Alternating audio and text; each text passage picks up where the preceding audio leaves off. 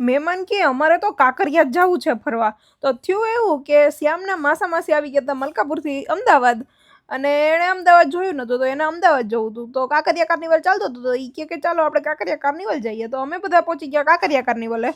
પણ ઓહો શું ભીડ હતી કાંકરિયા કાર્નિવલે. એટલું ઓવરક્રાઉડ થઈ ગયું હતું ને કે એના 7 દરવાજા બંધ કરી દીધા. અને આઈ થિંક આ કાંકરિયા કાર્નિવલ ચાલુ થયું ને ત્યારથી પહેલી વખત એવું બન્યું છે કે એના બધા ગેટ્સ બંધ કરી દીધા. અને હજી વાગ્યા હતા 9 જ. 9 વાગ્યામાં એના બધા ગેટ્સ બંધ કરી દીધા હતા અને બારે કેવડી લાઈન લગાડી દીધી હતી. પછી અમે પોલીસ પાસેથી ઇન્ફોર્મેશન લીધી ને તો પોલીસે એવું કીધું કે લાગતું નથી કે કોઈ ગેટ ખુલે, કેમ કે અંદર ક્રાઉડ જ એટલું છે. તો પછી અમને થયું કે ચલો હવે કઈ લાઈનમાં ઊભું નથી અને ઘર ભેગા થઈ જઈએ. તો અમારે તો એવી રહી કાંકરિયા કાર્નિવલની ટ્રીપ કે કાંકરિયાના ગેટે હાથ દઈને પાછા આવી ગયા ઘરે. અને ટ્રાફિક કે એટલો જામ હતો, બારે વાહનનો એટલો ક્રાઉડ હતો, માણસનો એટલો ક્રાઉડ હતો. એટલે અમે તો જો કે વ્હીકલ લઈને જ નતા ગયા. અમને ખબર હતી કે ટ્રાફિક તો હશે પણ અત્યારે થોડુંક વધારે ઓવરક્રાઉડ હતું. એટલે અમે બેસી ગયા રિક્ષામાં અને આવી ગયા પાછા ઘરે.